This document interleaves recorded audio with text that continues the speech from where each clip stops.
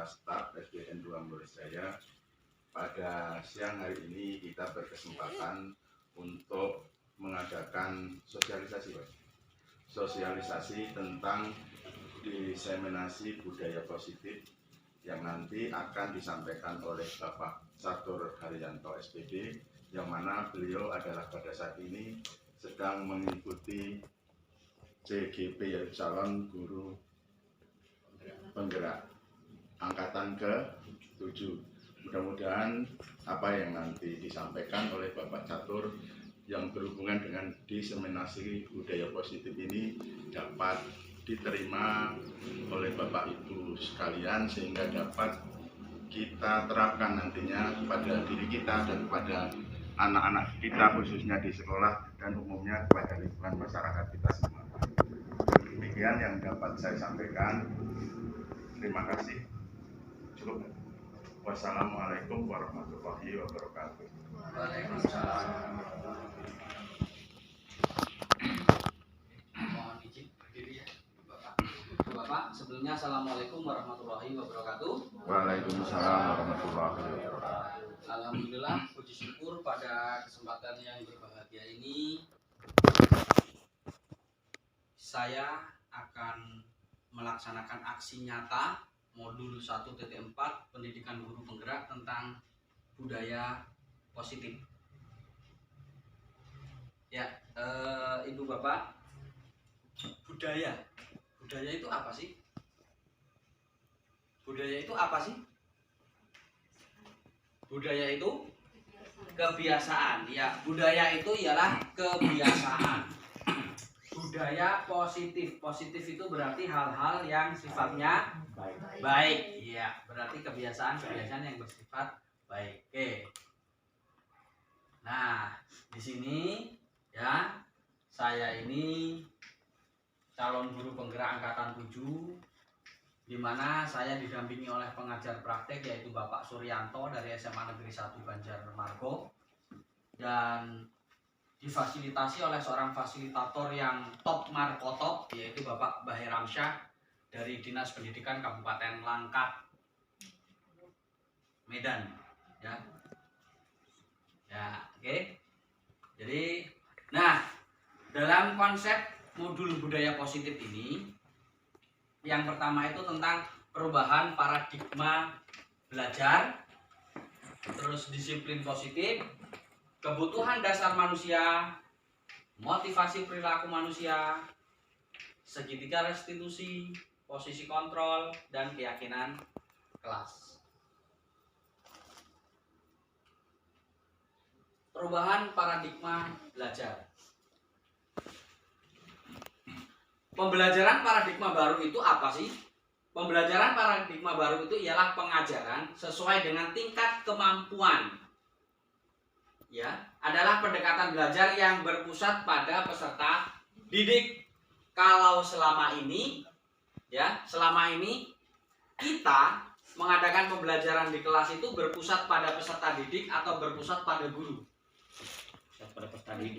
Berpusat pada peserta didik. Nah, berpusat pada peserta didik. Jika berpusat kepada peserta didik, artinya pembelajaran kita itu justru peserta didiklah yang banyak berperan. Guru hanya sebagai fasilitator. Nah, pembelajaran paradigma baru ini dirancang berdasarkan prinsip pembelajaran yang terdiferensiasi, sehingga setiap siswa belajar sesuai dengan kebutuhan dari tahap perkembangannya untuk mewujudkan profil pelajar Pancasila. Masih ingat profil pelajar Pancasila? Apa, Bun? Profil pelajar Pancasila? Apa? Ya. Nah, pembelajaran paradigma baru itu dirancang berdasarkan prinsip pembelajaran yang terdiferensiasi, sehingga setiap siswa belajar sesuai dengan kebutuhan dan tahap perkembangannya untuk mewujudkan profil pelajar Pancasila. Apa saja sih profil pelajar Pancasila itu? Pak Edi masih ingat apa profil pelajar Pancasila? Beriman, bertakwa kepada Tuhan Yang Maha Esa, serta berbudi luhur, mandiri, bernalar kritis, Apalagi Bu? kreatif, Kreatif, bergotong gotong royong, terus berkebinekaan global. Iya ya. Jadi, nah ini profil pelajar Pancasila, beriman dan bertakwa kepada Tuhan Yang Maha Esa dan berakhlak mulia.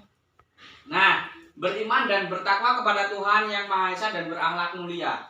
Ini bisa kita implementasikan dengan apa misalnya di kelas? Berdoa sebelum Iya, betul. Berdoa sebelum dan sesudah belajar. Oke. Terus mandiri. Contoh implementasinya? mengerjakan tugas di kelas Iya, mengerjakan tugas ya, secara mandiri. Oke. dengan percaya diri. Iya, bernalar kritis. Ayo, bernalar kritis? Bertanya, anak-anak bertanya tentang hal-hal yang perlu dia ketahui. Iya, betul. Ya, jadi anak itu kan tingkat rasa ingin tahunya tinggi. Nah, gitu ya. Terus kreatif. Kreatif dengan berkreasi, misalnya membuat keterampilan ya. Terus bergotong royong. Kalau bergotong royong itu contohnya piket kelas, kerja bakti membersihkan halaman, dan berkebinekaan global yang terakhir. Berkebinekaan global itu di kelas ibu bapak itu banyak ya, hampir setiap kelas ini siswanya itu bermacam-macam suku, agama. Nah, jadi kita harus bisa menerima bahwa perbedaan itu indah. Ini contoh berkebinekaan global. Oke, baiklah. Kita lanjut. Nah, tujuan pendidikan menurut Ki Hajar Dewantoro.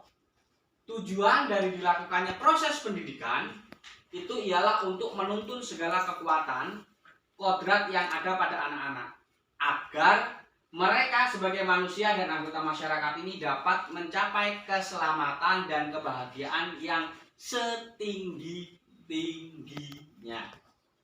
Ya. Oleh karena itu, pendidikan itu harus dinamis, tidak boleh statis. Ya, pendidikan itu harus terus bergerak, tidak boleh diam. Pendidikan harus terus berubah, mengikuti tuntutan kodrat alam dan kodrat zaman. Ya, sesuai kodratnya. Kodrat alam dan kodrat zaman. Kodrat alam, lingkungan, budaya, kita itu terus berkembang. Zaman, dulu kita belum kenal namanya gadget, Android. Sekarang sudah semua serba online ya, serba Android, serba digital. Nah, ini kita tidak boleh menutup diri. Kita harus siap menerima, mau menerima perkembangan-perkembangan tersebut ya. Dan itu harus kita terapkan kepada peserta didik. Kalau seperti itu, apakah anak boleh main gadget, Pak? Boleh, tetapi tinggal bagaimana cara kita mengarahkan. Ya. Oke, next. Nah, disiplin positif. Apa yang Bapak Ibu ketahui tentang disiplin positif? datang tepat waktu, Pak. Datang tepat waktu. Apalagi Pak Dari? Selalu berdisiplin. Selalu berdisiplin. Bu Dwi? Memakai pakaian yang rapi, atribut lengkap, sesuai dengan hari. Belajar sesuai jadwal. Iya betul. Apa yang Bapak Ibu ketahui tentang disiplin positif? Nah, sekarang kita pahami disiplin positif. Disiplin positif menurut Ki Hajar Dewantoro, bahwasanya untuk mencapai kemerdekaan atau dalam konteks pendidikan kita saat ini, untuk menciptakan murid yang merdeka, ya, syarat utamanya adalah harus ada disiplin yang kuat. Ada disiplin yang kuat. Disiplin yang dimaksud adalah disiplin diri yang memiliki motivasi internal. Artinya, motivasi yang berasal dari diri kita sendiri. Ya.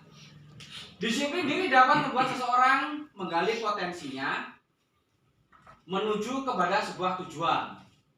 sesuatu yang dihargai dan bermakna. Dengan kata lain, disiplin juga itu mempelajari bagaimana cara kita mengontrol diri dan bagaimana menguasai diri untuk memilih tindakan yang mengacu pada nilai-nilai yang kita hargai. Ya, jadi disiplin itu disiplin diri yang memiliki motivasi internal, jadi berasal dari diri pribadi. Dengan kata lain, seseorang yang memiliki disiplin diri itu berarti mereka bisa bertanggung jawab terhadap apa yang dilakukannya, karena mereka berdasarkan tindakan mereka pada nilai-nilai kebajikan universal. Nah, sebagai pendidik, tujuan kita adalah menciptakan anak-anak yang memiliki disiplin diri, sehingga bisa berperilaku dengan mengacu pada nilai-nilai kebajikan universal dan memiliki motivasi intrinsik, bukan ekstrinsik. Jadi motivasinya dari dalam diri, bukan dari luar, bukan dari orang lain. Beda ketika disiplinnya itu dari dalam diri kita sendiri dengan dari luar. Ya. Nah, nilai-nilai kebajikan. Nilai-nilai kebajikan adalah sifat-sifat positif yang merupakan tujuan mulia yang ingin dicapai setiap individu. Nilai-nilai kebajikan universal itu ialah nilai-nilai kebajikan yang disepakati bersama. Jadi bukan sepihak. Jadi sudah ada kesepakatan. Ya, lepas dari suku bangsa, agama, bahasa maupun latar belakang. Nilai-nilai ini merupakan payung besar dari sikap dan perilaku kita. Atau nilai-nilai ini merupakan fondasi untuk berperilaku. Nah, apa saja sih nilai-nilai kebajikan? Nah, nilai-nilai kebajikan yang ingin dicapai oleh setiap anak Indonesia kita kenal dengan profil pelajar Pancasila. Apa saja tadi? Beriman dan bertakwa kepada Tuhan Yang Maha Esa dan berakhlak mulia. Nah, ini akhlak. Akhlak ini sudah mulai luntur, ya. Adabnya anak itu sudah mulai luntur. Terus bagaimana? Kira-kira pembiasaan apa agar adab anak sopan santun terhadap orang tua itu bisa tumbuh kembali? Contoh pembiasaannya dengan apa? Pengarahan. Pengarahan pada anak. Mau berangkat sekolah harus pamitan dulu. Iya, berpamitan. Ketika sampai di sekolah kita sambut mereka, salaman, cium tangan, assalamualaikum. Nah, itu contoh ya pembiasaan adab yang nantinya bisa anak itu memiliki akhlak yang mulia. Mandiri, bernalar kritis, berkebinekaan global, bergotong royong dan kreatif.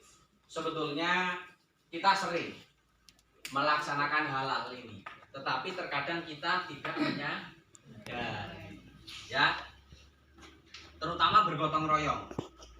Ibu bapak sering mengajak anak-anak untuk membersihkan lingkungan, membersihkan kelas. Itu termasuk contoh gotong royong. Ya, seperti itu. Oke.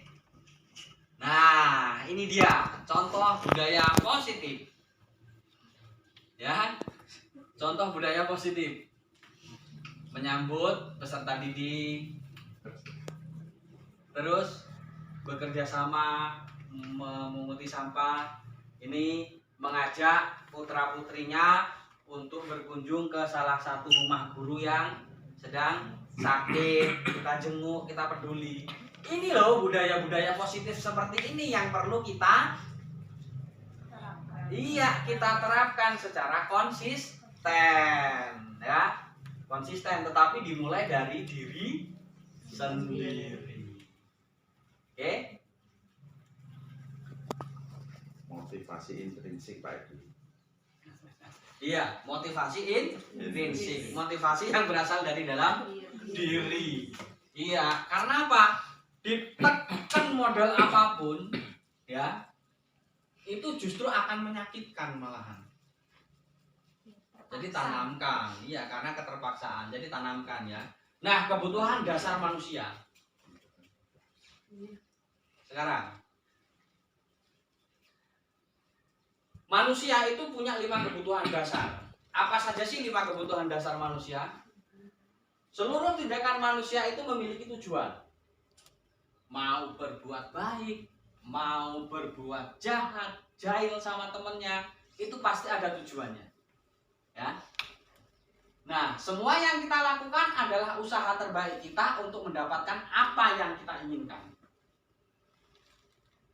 Ketika kita mendapatkan apa yang kita inginkan, sebetulnya saat itulah kita sedang memenuhi 1 atau lebih dari 1 kebutuhan dasar kita.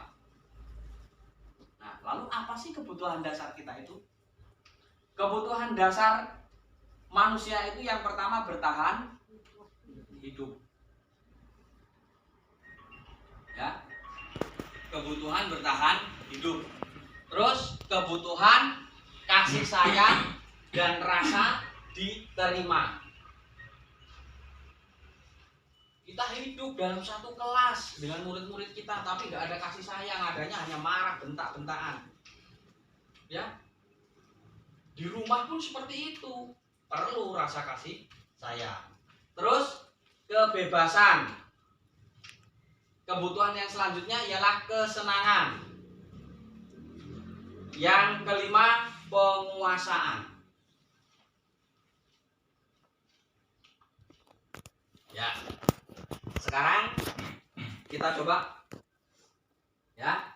Ibu Ani, guru kelas 5 di SD Pelita Hati, sedang bingung menghadapi salah satu ulah salah satu muridnya, yaitu Armi. Ya. Beberapa anak telah datang dan mengeluh kepadanya, ini kepada Bu Guru ya, bahwa Armi ini sering sekali meminta bekal makan siang mereka dengan paksa. Nah, jika Anda sebagai Ibu Ani, apa yang akan Anda lakukan? Apa yang akan Anda lakukan, Bu, jika Anda sebagai Ibu Ani? Ya, saya memanggil Armi supaya tidak minta dengan paksa, minta dengan sukarela. Kalau yang punya itu ngasih diterima, kalau nggak ngasih tidak boleh memaksakan. Demikian. Ya, terima kasih Bu. Ya, jadi jika Bu Sarinah ini jadi Armi, ya, jadi Bu Ani, ya, akan dipanggil si Armi itu. Terus digali dulu apa penyebabnya. Nah, menurut Anda, kira-kira apa alasan Armi melakukan hal tersebut? Bu Dwi? Karena belum sarapan mungkin. Karena belum sarapan. Ya. Bu Tasya?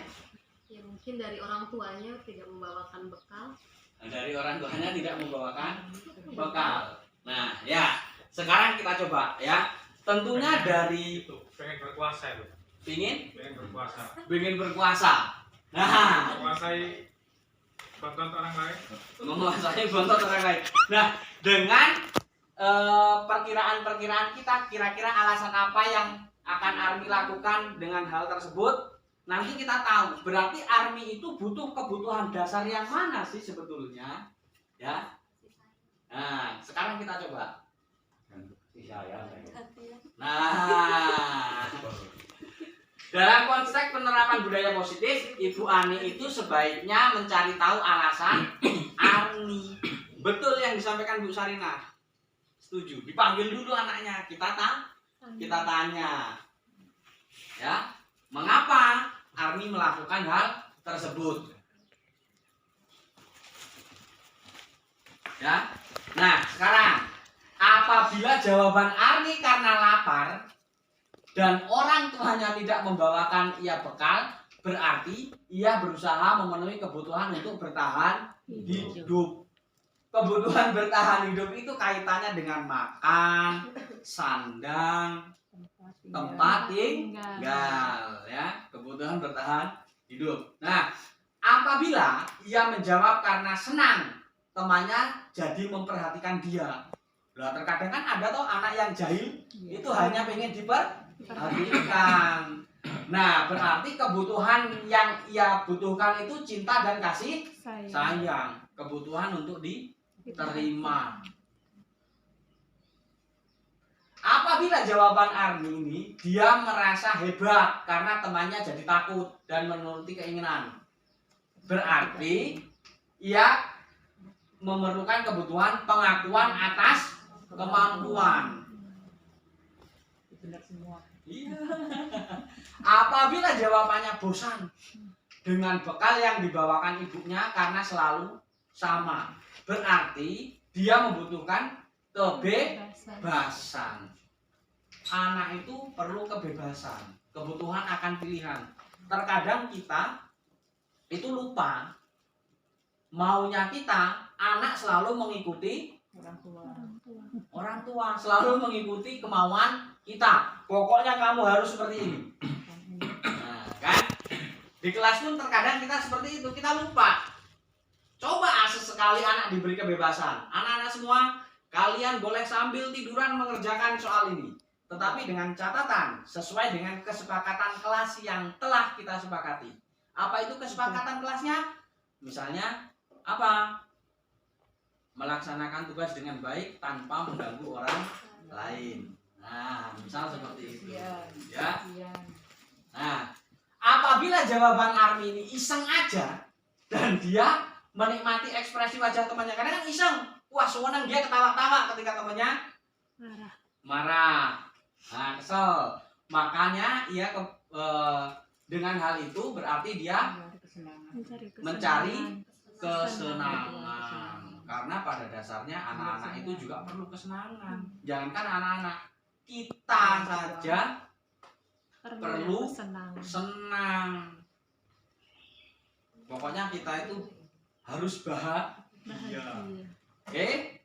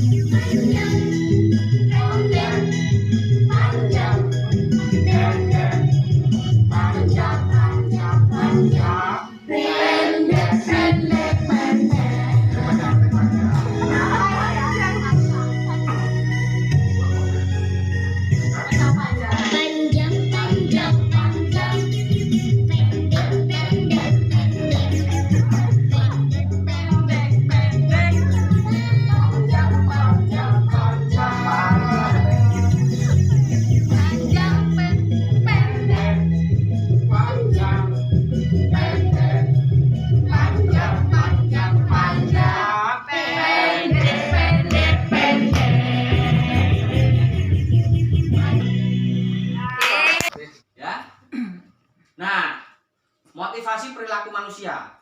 Manusia itu melakukan sesuatu tentunya ada motivasinya.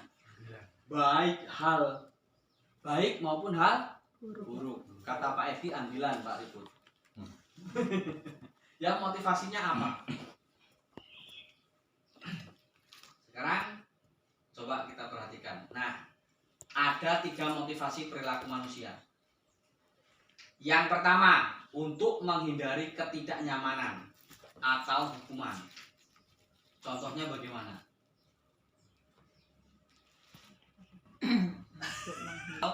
Hukuman. Saya ini harus mengerjakan PR nanti karena takut kalau tidak saya kerjakan saya dihukum suruh berdiri di depan kelas. Oh betul, kalau salah yang penting sudah. Nah, ya. Terus untuk mendapatkan imbalan atau penghargaan dari orang lain. Wih, nanti kalau saya betul semua ini saya dapat hadiah dari guru saya. Nah, yang terakhir untuk menjadi orang yang mereka inginkan dan menghargai diri sendiri dengan nilai-nilai yang mereka percaya. Aku banget. Kira-kira ibu bapak yang nomor berapa? Tadi nomor 1. Bu Tasya nomor berapa, Bu?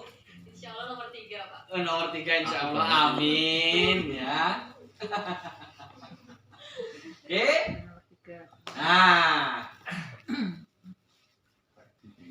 sebagai seorang guru, saat Anda hadir mengajar di kelas tepat waktu, motivasi apakah yang mendasari tindakan Anda? Pak Edi, jika Pak Edi ini datang ke sekolahnya ini mengajar di kelas tepat waktu, motivasi apakah yang mendasari tindakan Pak Edi? Kewajiban, Pak. Kewajiban. Oke, kewajiban ya. Nah, sekarang coba tanyakan ke diri kita masing-masing. Apakah Anda datang tepat waktu karena tidak ingin ditegur oleh atasan Anda? Atau Anda ingin mendapatkan pujian dari atasan? Mendapatkan penghargaan sebagai karyawan atau guru berprestasi? Apakah motivasinya ini? Tidak, Pak. Tidak. Oh, bagus ya. Tentunya tidak ini ya. Yang kedua, atau Anda ingin menjadi orang yang menghargai waktu, menghargai diri Anda sendiri sebagai teladan bagi murid-murid Anda. Karena Anda percaya tindakan Anda sebagai guru itu akan dicontoh oleh murid-murid Anda. Jadi kita itu perlu menghargai nilai-nilai diri sendiri. Malu banget. Iya ya. Jadi istilahnya kerja jangan berdasarkan ada nggak kepala sekolahnya. Kalau ada kepala sekolahnya, saya datang pagi pulang siang. Kalau nggak ada kepala sekolahnya, saya datangnya siang pulang pagi. Iya, aktivitasnya. Nah, manakah motivasi yang paling kuat mendasari tindakan Anda? Yang nomor 2, yang ini Bu ya. Keteladanan. Atau bahkan kombinasi dari dua motivasi, atau bahkan ketiga-tiganya. Ya, bisa jadi. Kembali refleksi diri kita. Saya ini atas dasar apa? Nah, saya nggak enak aja. Kalau semuanya diawali dari diri sendiri, ya, dengan menghargai nilai-nilai diri sendiri, insya Allah tanpa diingatkan pun sudah bisa berjalan dengan baik. Oke. Nah, ini ada sebuah kasus. Coba ayo kita pecahkan bareng-bareng. Jenny kurang menguasai pelajaran matematika, sehingga pada saat pelajaran tersebut berlangsung, dia lebih banyak berdiam diri atau menggambar di buku pelajarannya. Pada saat guru matematikanya, yaitu Pak Jeki, menanyakan pertanyaannya, Jenny menjadi gugup dan tak sengaja menjatuhkan tasnya dari kursi, serta tiba-tiba menjadi gagap pada saat berupaya menjawab. Seluruh kelas pun tertawa melihat perilaku Jenny yang bicara tergagap-gagap dan terkejut tersebut. Pak Jeki pada saat itu membiarkan anak-anak menertawakan Jenny. Ya, dibiarkan aja teman-temannya ini menertawakan. Nah, Jenny yang tergagap dan malu luar biasa dan malahan minta Jenny untuk maju ke depan dan berdiri. Jenny ini malah justru diminta maju berdiri di depan kelas oleh Pak Jeki sambil menunjuk hidung, ya. Jadi seperti ini. Wah, di depan kelas. Karena tidak bisa menjawab pertanyaan. Kelas makin gaduh dan anak-anak pun tertawa melihat Jenny di depan kelas memegang ujung hidung. Kira-kira tindakan Pak Jeki ini sudah tepat atau belum? Belum. Sudah tepat atau belum? Menurut Bu Sarina? Belum. Menurut Pak Edi? Sudah tepat. Ya, menurut Pak Edi sudah tepat. Menurut Bu Sarina belum. Nah, sekarang apakah Anda setuju dengan tindakan Pak Jeki terhadap Jenny? Setuju Pak Edi? Setuju, Pak. Mengapa? Memberikan efek jerah agar anak belajar biar tidak terjadi peristiwa yang sama. Ya, menurut Pak Edi itu tindakannya yang dilakukan Pak Jeki, Pak Edi ini setuju. Alasannya memberikan efek jerah. Kalau Bu Hasmah setuju tidak dengan tindakan Pak Jeki? Tidak. Tidak. Alasannya kenapa? Karena anak nanti langsung menjadi drop, perilakunya tidak akan berani lagi. Oh ya, menurut Bu Hasmah ini nggak setuju. Karena anak ini nanti akan drop, minder dia jadinya. Terus rasa percaya dirinya akan turun. Ya, oke. Nah, sekarang coba Pak Ribut. Menurut Pak Ribut, tindakan Pak Jeki terhadap Jenny ini sebuah hukuman atau konsekuensi? Kalau dari melihat dari awal kronologi anak-anak menertawakan tadi itu lebih kepada hukuman. Hukuman. Ya. Ya, menurut Pak Ribut hukuman. Kalau menurut Pak Darin, hukuman atau konsekuensi? Konsekuensi. Ya. Oke. Ya. Apakah hukuman, apakah itu konsekuensi? Nanti kita pecahkan, ya. Nah, motivasi dari 3 motivasi tadi, ya. Dari 3 motivasi tadi, masih ingat 3 motivasinya tadi? Apa tadi motivasinya? Nah, kita coba ingat, ya. Nah, untuk menghindari ketidaknyamanan atau hukuman, untuk mendapatkan imbalan, untuk menjadi orang yang mereka inginkan.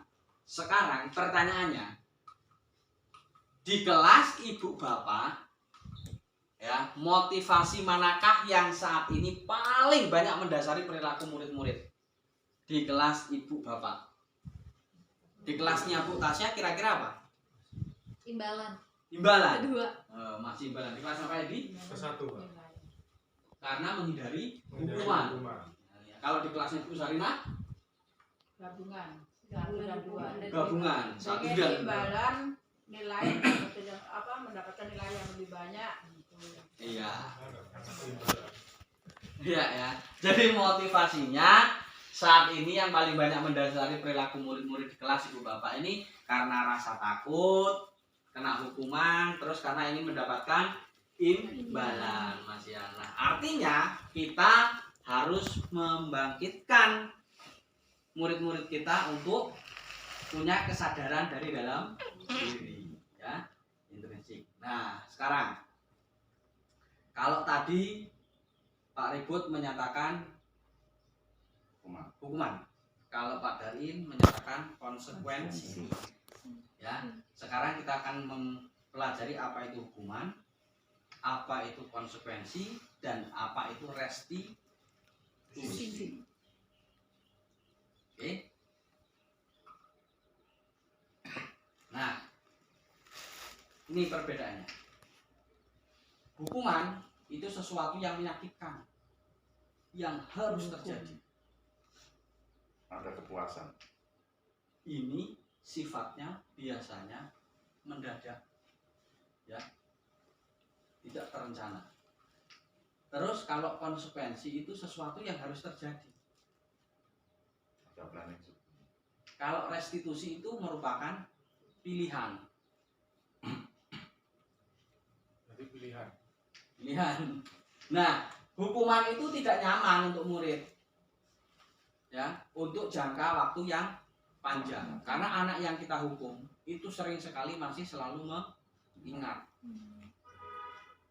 Contohnya, kenangan yang paling buruk yang pernah ibu alami atau bapak alami ketika duduk di bangku sekolah. Bu Un, pernah nggak? Kalau saya selama di kelasnya alhamdulillah belum pernah, Pak. Ketika Bu Un dulu sekolah, SD, SMP, Ya, soalnya saya belum pernah dibentak guru, Oh, belum nggak pernah. pernah. Cuman waktu SMP saya pernah ditendang kepala sekolah. Itu karena saya dikira anak laki-laki, Pak. Waktu itu kan mau jam olahraga, kebetulan seragam saya dulu kan celana pendek tuh Iya. ya, Pak. Nah, warnanya sama dengan seragam anak laki-laki, terus rambutnya pendek. Kepala sekolah memanggil anak laki-laki sebelum melaksanakan olahraga kumpul dulu membersihkan lingkungan sekolah gitu. Karena saya kan bukan laki-laki ya, saya ngobrol aja tuh jojong sama teman-teman perempuan. Tiba-tiba kepala sekolah datang menendang saya dari belakang, Pak. Terus saya nengok, ya Ya itu sampai sekarang saya masih ingat, bahkan masih sering saya ceritakan sama. Iya. Nah, artinya hal itu masih melekat ya dalam diri kita sampai sekarang. Kalau Pak Sargono, pengalaman baik atau hal baik yang pernah dialami semasa di sekolah? Waktu kelas SD, Pak. Iya. Ya, saya termasuk paling disayang lah waktu itu di SD. Ya, sering dimanja lah sama. Oh iya, tepuk tangan dong buat Pak Sargono dong. Ratusan gemuk ya. Nah, kalau hukuman itu membuat tidak nyaman, ya. Nah, kalau konsekuensi itu tidak nyaman untuk murid, itu untuk jangka yang waktu pendek. Ya. Terus restitusi itu menguatkan untuk murid. Hukuman itu korban mendapatkan keadilan. Kalau konsekuensi korban bisa diabaikan. Restitusi korban mendapat ganti. Contoh, ya, si A dan si B berantem, bajunya ditarik, sampai lepas kancingnya. Nah, si A ini lepas semua kancingnya, panggil. Terus yang melakukan si B. Si B itu langsung suruh lari-lari keliling lapangan 10 kali. Itu hukuman atau konsekuensi? Hukuman, Pak. Hukuman. Ya. Nah, itu hukuman ya. Itu hukuman. Lari-lari. Hukumannya lari kan. Oke, sudah mulai paham membedakan antara hukuman dan konsekuensi. Kira-kira kalau misalnya terus si B tadi dipanggil bareng si A, suruh bercerita. Terus diceritakan berantem, baju si A ditarik sama si B, ya, kancingnya putus. Si B ini berinisiatif mengganti kancingnya dan memasang kembali. Itu berarti hukuman apa konsekuensi? Konsekuensi restitusi.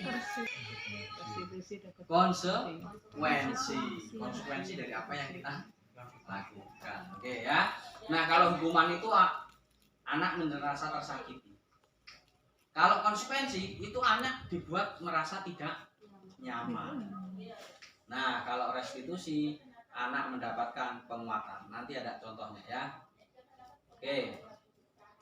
Nah, kalau hukuman sistem itu tidak akan berjalan bila murid tidak takut. Tujuan kita memberikan hukuman agar anak-anak disiplin katanya kan? Iya. Tapi ternyata anaknya Masih lanjut. karena nggak takut ya biasa-biasa saja, diulangi lagi. Kalau konsekuensi konsekuensi itu memerlukan monitoring dan supervisi terus-menerus dari guru. Restitusi, murid belajar bertanggung jawab untuk perilakunya. Terakhir, murid akan membenci. Kalau konsekuensi, murid ini akan menghormati. Restitusi, murid juga akan menghormati, tidak akan membenci. Ya. Nah, apa sih restitusi itu? Sekarang, restitusi adalah proses menciptakan kondisi bagi murid untuk memperbaiki kesalahan mereka, sehingga mereka bisa kembali kepada kelompok mereka dengan karakter yang lebih kuat.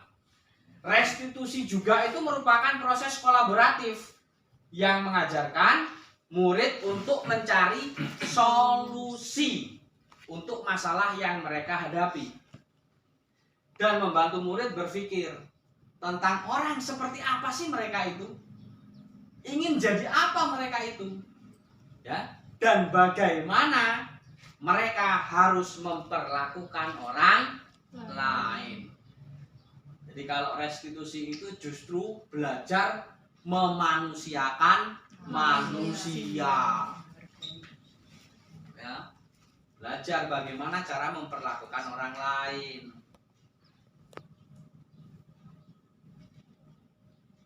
Kan banyak terkadang tuh anak senang dibantu tapi enggak tahu. Ya. Jadi kita harus tahu, kita harus bisa menanamkan ke murid-murid kita bagaimana cara memperlakukan orang lain. Istilahnya katanya kalau ingin dihargai ya kita harus menghargai. Oke. Lanjut. Nah, dihukum oleh penghargaan. Kok bisa penghargaan menghukum, Bu Tasya? Dihukum oleh penghargaan.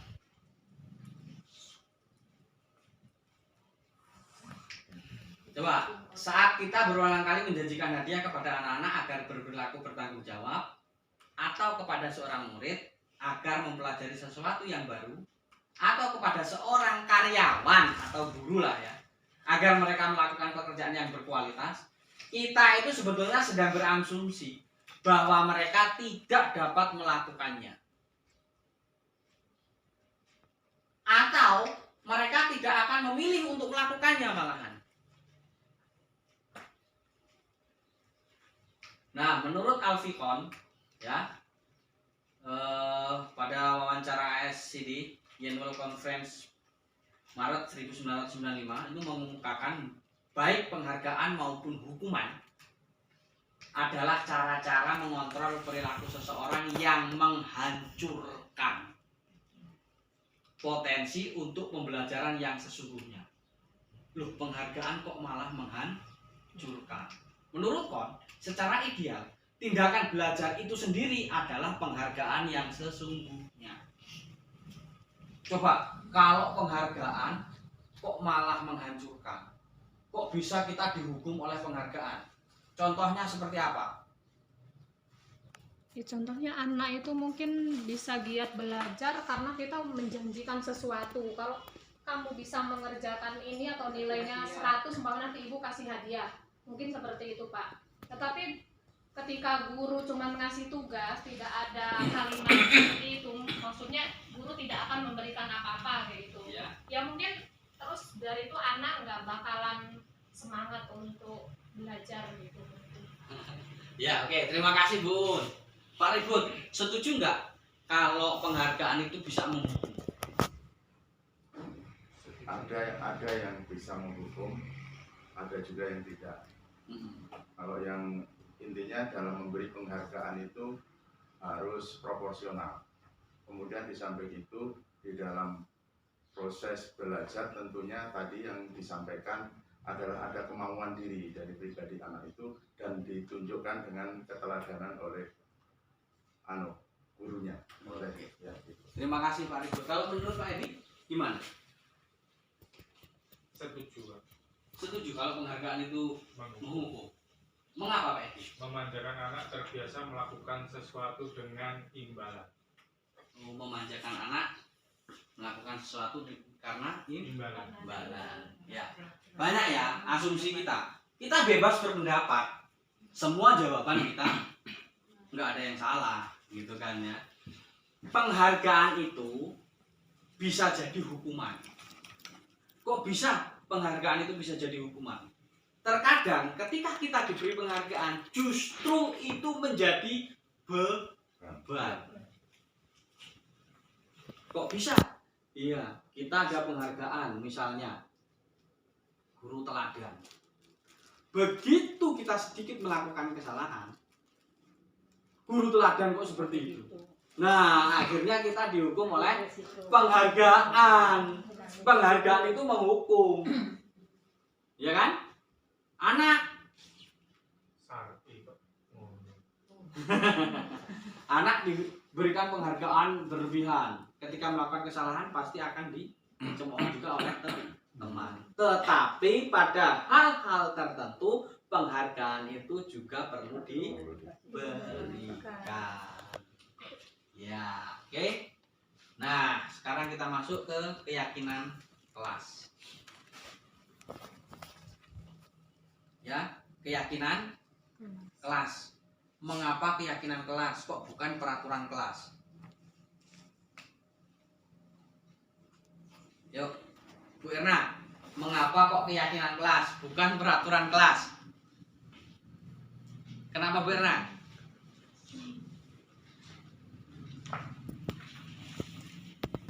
Bukan peraturan kelas.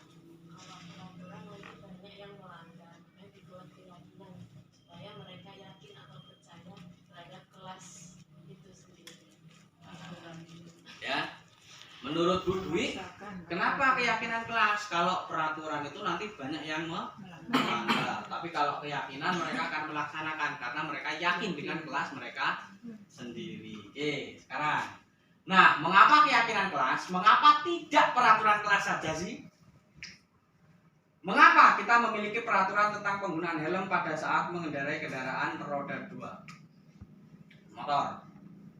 Nah, kemungkinan jawaban Anda adalah untuk keselamatan, menjaga keselamatan. Mengapa kita memiliki peraturan tentang penggunaan masker dan mencuci tangan setiap saat? Kemungkinan jawabannya apa? Adalah untuk kesehatan atau keselamatan. Nah, nilai-nilai keselamatan atau kesehatan inilah yang kita sebut sebagai suatu keyakinan, yaitu nilai-nilai kebajikan universal yang disepakati secara tersirat dan tersurat, lepas dari latar belakang suku, bangsa, dan negara maupun agama. Mengapa kok keyakinan? Kalau peraturan nanti dilanggar, peraturan sifatnya memaksa, tetapi kalau keyakinan itu berdasarkan kesepakatan. Oke, nah ini contoh pembentukan keyakinan kelas. Ibu Bapak contoh ya untuk kelas.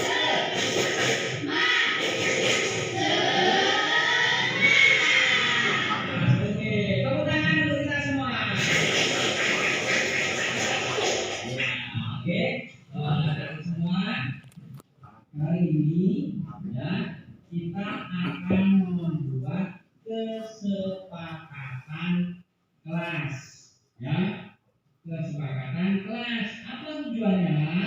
Kesepakatan kelas itu dibuat agar kelas itu bisa menjadi lebih tertib, aman, dan nyaman. Kenapa kok kesepakatan kelas bukan peraturan kelas? Kalau peraturan nanti dia pada yang membuatnya, ya kan? Jadi sifatnya memaksa. Tetapi kalau kesepakatan berasal dari diri kalian masing-masing. Oke, baiklah anak semua.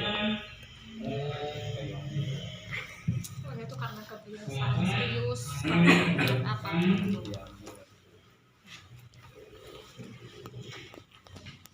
Ya, jadi seperti ini ya. Anak-anak ini diminta untuk menyampaikan dulu harapannya kelas itu seperti apa. Untuk kelas kita itu apa? Ya, harapannya apa? Yuk, harapannya bagaimana untuk kelas kita itu?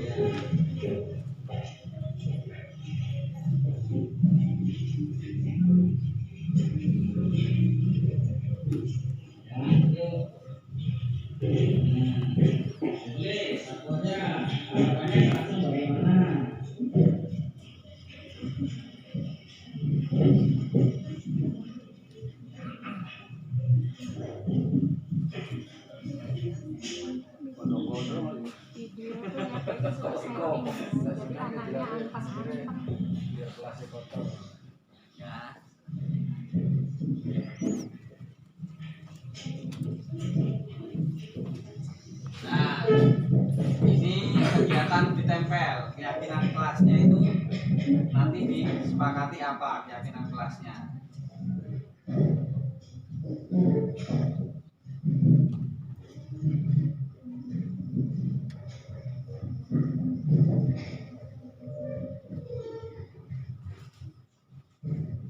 Udah ambil yang paling banyak atau gimana? Nanti itu kan harapan anak ada yang sama.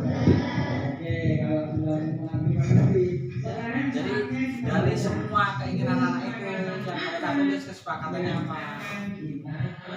Harapannya. Yang pertama, membuang sampah pada tempatnya. Oke, kira-kira sepakat nggak kita buang sampah pada tempatnya? Oke, yang pertama membuang sampah pada tempatnya. Ya. Oke, membuang sampah pada tempatnya. Melakukan piket kelas. ya, melakukan piket kelas sesuai jadwal. Setuju nggak? Setuju nggak? Terus tidak boleh terlambat. Nah, berarti jangan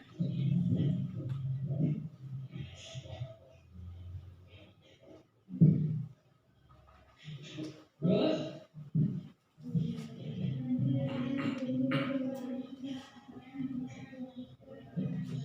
ya, menghormati guru. Oke, menghormati guru.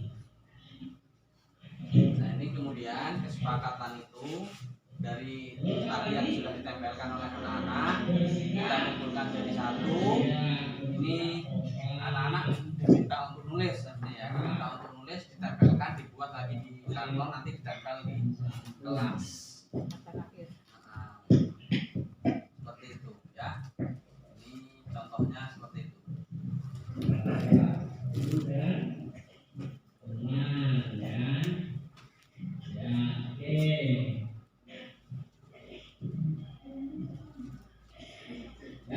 Kesepakatan kelas kita datang tepat waktu, membuang sampah pada tempatnya, melaksanakan piket kelas, menghormati guru, bersikap sopan dan santun terhadap guru. Masih ada lagi nggak?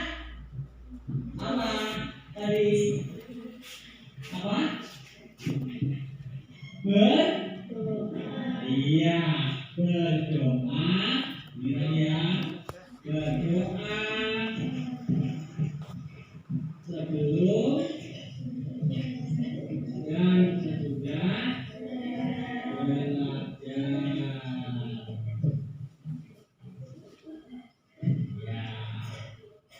Oke, nah anak semua kita. Oke, Ibu Bapak,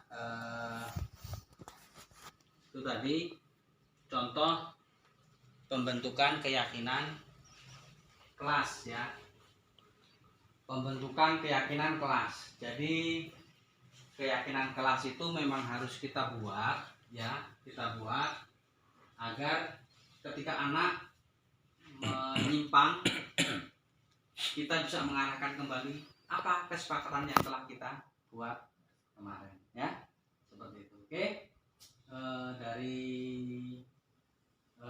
contoh pembentukan keyakinan kelas, sebelum kita lanjut, ya, ke materi berikutnya, kita akan ice breaking dulu, ya. Tangan diputar-putar, pegang bau. Tangan diputar-putar, pegang bau. Goyang, goyang, goyang, goyang, goyang, goyang. Tangan diputar-putar, kecopokan. Tangan diputar-putar, pegang bau.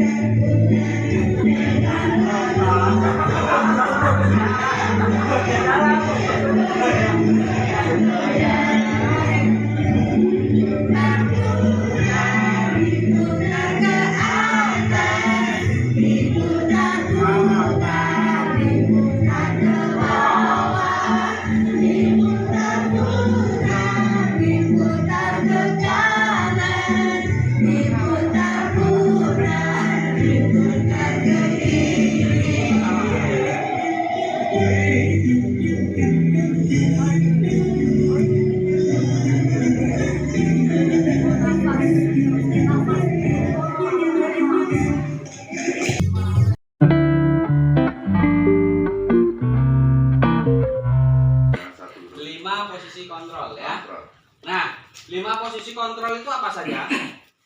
Yang pertama itu penghukum. Yang kedua pembuat rasa bersalah. Yang ketiga sebagai teman. Yang keempat pemantau. Yang kelima sebagai manajer. Nah, sebagai penghukum itu seperti apa? Nah, seorang penghukum itu bisa menggunakan hukuman fisik atau hukuman verbal. Ya, orang-orang yang menjalankan posisi penghukum ini senantiasa mengatakan bahwa sekolah ini memerlukan ya sistem atau alat yang dapat lebih menekan murid-murid lebih dalam lagi. Guru-guru yang menerapkan posisi penghukum itu akan berkata, apa itu?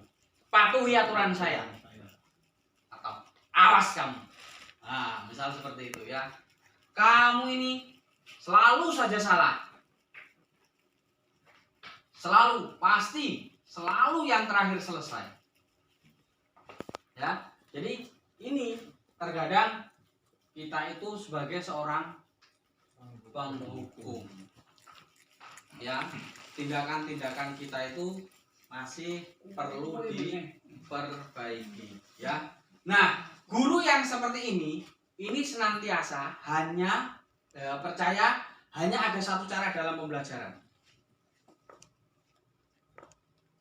Agar pembelajaran itu bisa berhasil, hanya satu cara, yaitu cara dia. Nggak mau menggunakan cara orang lain. Ya. Kalau seorang penghukum itu nada suaranya tinggi, bahasa tubuh, mata melotot, awas kamu. Nah, misal seperti itu kan. Dan jari ini menunjuk-nunjuk atau menghardik. Ya. Nah, terlambat lagi. Selalu datang terlambat. Kapan bisa datang tepat waktu? Ini pertanyaan-pertanyaan yang diucapkan oleh seorang penghukum. Ibu bapak masih sering melakukan hal itu? Tidak, Pak. Tidak. Tidak. Lihat situasi.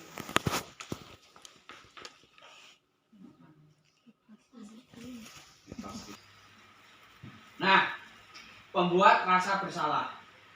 Kalau pembuat rasa bersalah itu nada suaranya itu memelas, lebih halus, ya, sedih, bahasa tubuh merapat pada anak, sifatnya agak lesu.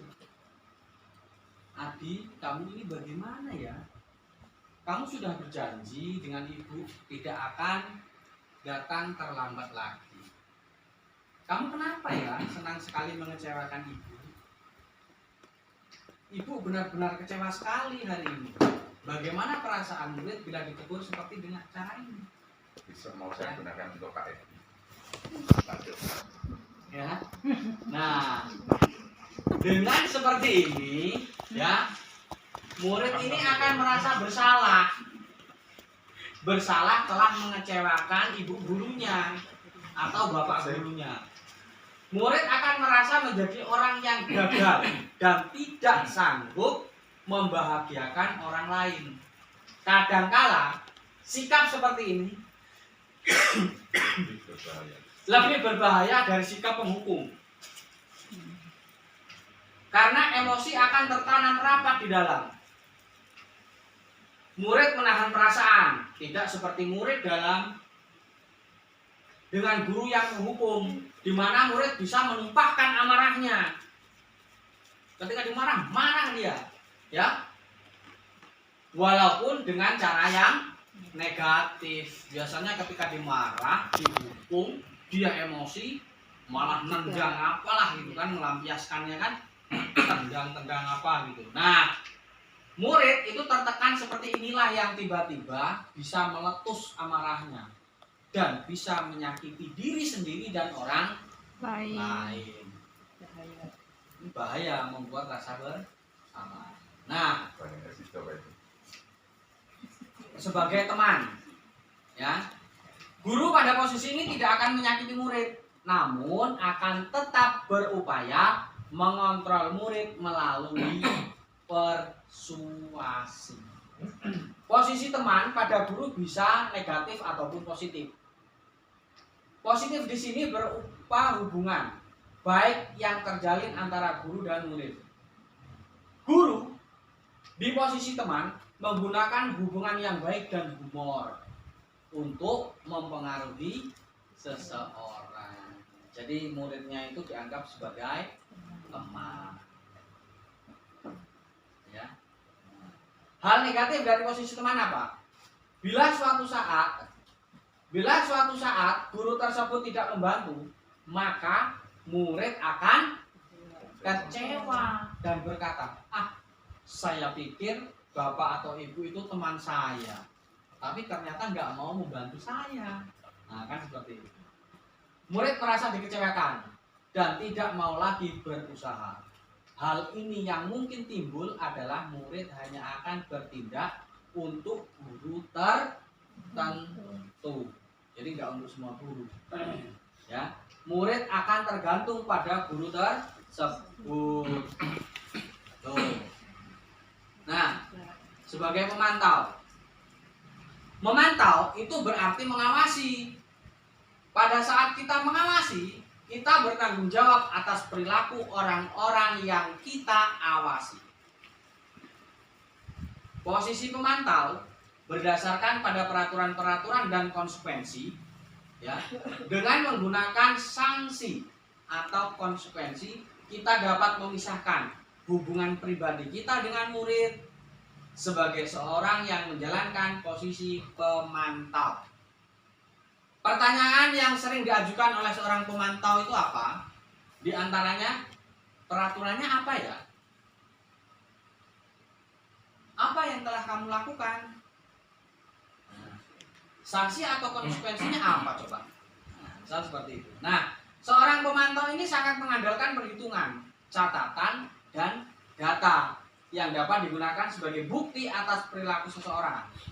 Posisi ini menggunakan stiker, ya, atau catatan, daftar cek. Misalnya kalau bahagia gambarnya senyum, kan seperti itu. Posisi pemantau sendiri berawal dari teori stimulus respon yang menunjukkan tanggung jawab guru dalam mengontrol murid. Nah, ini yang kelima, posisi manajer. Posisi terakhir, manajer adalah posisi di mana guru berbuat sesuatu bersama dengan murid, mempersilahkan murid mempertanggungjawabkan perilakunya, mendukung murid agar dapat menemukan solusi atas permasalahannya. Ya, seorang manajer ini telah memiliki keterampilan di posisi teman maupun pemantau, dan dengan demikian bisa jadi di waktu-waktu tertentu kembali kepada kedua posisi tersebut bila diperlukan. Namun, bila kita menginginkan murid-murid kita menjadi manusia yang merdeka, mandiri dan bertanggung jawab, maka kita perlu mengacu kepada restitusi yang dapat menjadikan murid kita seorang manajer bagi dirinya sendiri. Ya, di manajer, murid ini diajak untuk menganalisis kebutuhan dirinya maupun kebutuhan orang lain. Di sini penekanan bukan pada kemampuan membuat konsekuensi, namun dapat berkolaborasi dengan murid bagaimana memperbaiki kesalahan yang ada atau kesalahan yang telah terjadi pada bagian manajer. Nah, kita diharapkan sebagai seorang pendidik, kita ini harus bisa menjadi seorang manajer, ya, jadi memantau, mengawasi, seperti itu. Nah, seorang manajer akan berkata apa? Apa yang kita yakini? Nah, akan kembali dengan keyakinan kelas. Ketika muridnya melakukan suatu kesalahan, kita kembali ke keyakinan kelas. Apakah kamu meyakininya? Jika kamu meyakininya, apakah kamu bersedia memperbaikinya? Jika kamu memperbaiki ini, hal ini menunjukkan apa tentang dirimu? Apa rencana kamu memperbaiki hal ini? Ya, tugas seorang manajer bukan untuk mengatur perilaku seseorang, tetapi membimbing murid untuk dapat mengatur dirinya sendiri. Seorang manajer bukannya memisahkan murid dari kelompoknya, tapi mengembalikan murid tersebut ke kelompoknya dengan lebih baik dan lebih kuat. Nah, segitiga restitusi. Nah, ini segitiga restitusi. Langkah-langkah segitiga restitusi yang pertama itu kita menstabilkan identitas. Setiap orang pasti pernah melakukan kesalahan. Kamu bukan satu-satunya yang pernah melakukan ini. Ya. Pada bagian mana itu? Terus, adakah cara yang lebih efektif ini? Validasi tindakan yang salah. Bagian validasi tindakan yang salah itu keluar pertanyaan. Kamu tentu punya alasan mengapa melakukan hal ini. Itu masuk ke bagian validasi tindakan yang salah. Terus setelah itu menanyakan keyakinan. Berarti kita kembali ke keyakinan kelas. Keyakinan kelas apa yang telah kita sepakati? Kamu ingin menjadi orang yang seperti apa sih? Ya, nih contoh penerapan segitiga restitusi. Ya, nah ini contoh penerapan segitiga restitusi.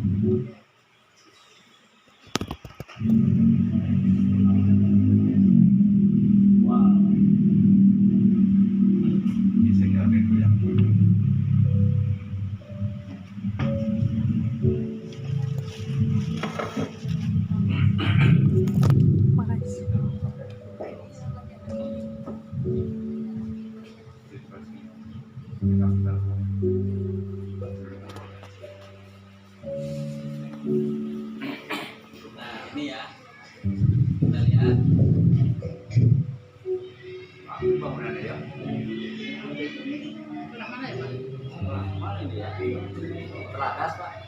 Siapa itu yang kena?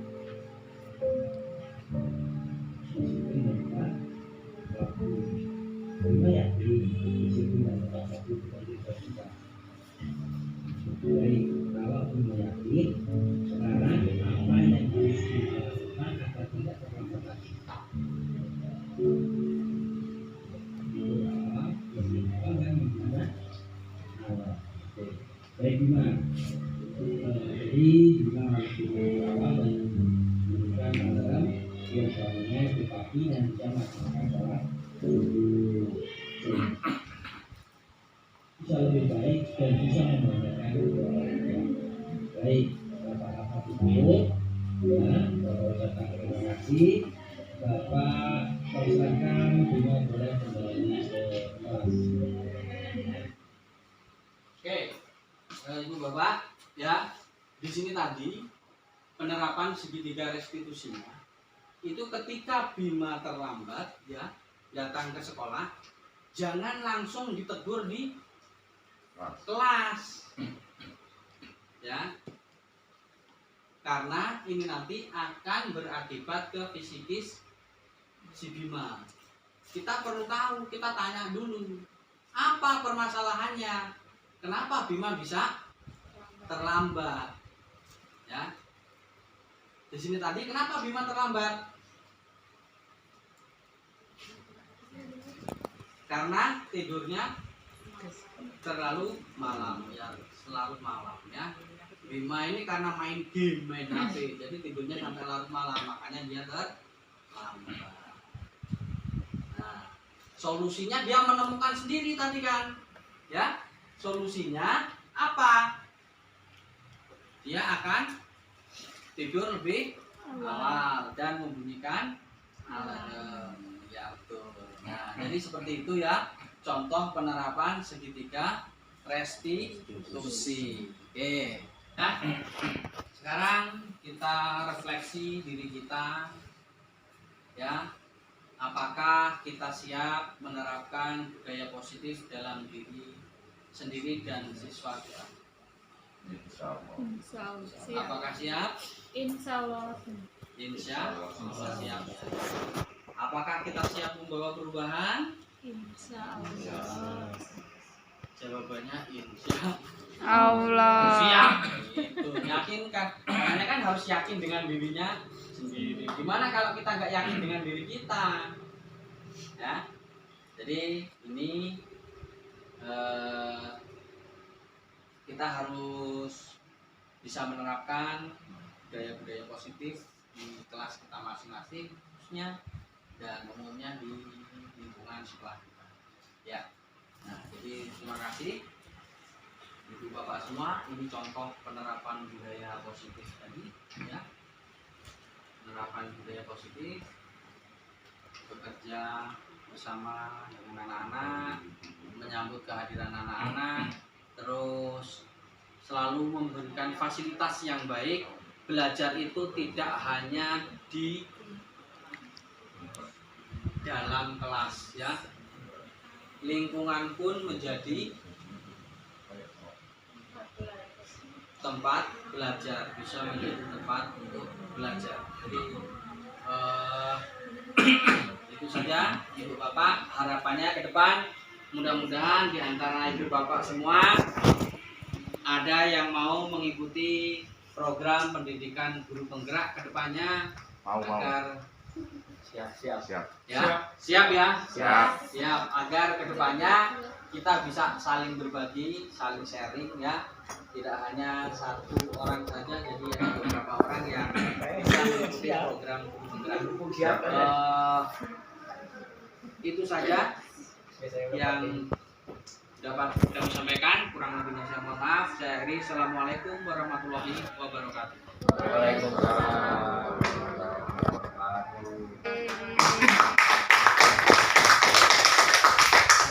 Jadi tanggapan Anda setelah Anda mengikuti diseminasi tentang budaya positif, silahkan Anda memberikan pendapat. Monggo Pak Darin. Terima kasih kepada Pak Ibu yang sudah memberikan waktunya kepada saya, dan saya ucapkan terima kasih banyak kepada Bapak Catur Haryanto SPD pada siang hari ini sudah memberikan dan kesempatan untuk saya dan kawan-kawan, sehingga semoga lebih bermanfaat dan lebih baik, terutamanya di SD 2 Merjaya ini. Dan saya sekali ucapkan terima kasih atas waktu dan sebagainya karena ini lebih baik dan mungkin pengalaman yang sangat berharga bagi saya sendiri. Saya ucapkan terima kasih. Assalamualaikum warahmatullahi wabarakatuh. Waalaikumsalam. Terima kasih atas pendapat yang diberikan oleh Bapak Darin. Mungkin siapa yang ingin menambahkan, Bu Un barangkali? Monggo. Ya, dengan adanya pemaparan budaya positif, ya ini sangat bermanfaat sekali, terutama bagi saya yang masih banyak kekurangan pengetahuan di sana sini. Mudah-mudahan untuk kedepannya bisa lebih baik lagi dan bisa lebih maju lagi untuk diri saya sendiri dalam menyampaikan pembelajaran ke anak-anak atau melaksanakan tugas di sekolah. Terima kasih. Mungkin ada yang mau menambahkan, Bapak Ibu? Cukup? Saya kira cukup untuk tanggapan pada saat ini. Terima kasih kepada Bapak Ibu guru semua, khususnya kepada pemateri Bapak Catur Haryanto. Mudah-mudahan ini menjadikan kita untuk menjadi lebih baik dan dapat kita terapkan kepada diri kita masing-masing dan tentunya untuk siswa-siswi atau peserta didik kita. Saya akhiri, wassalamualaikum warahmatullahi wabarakatuh. Waalaikumsalam.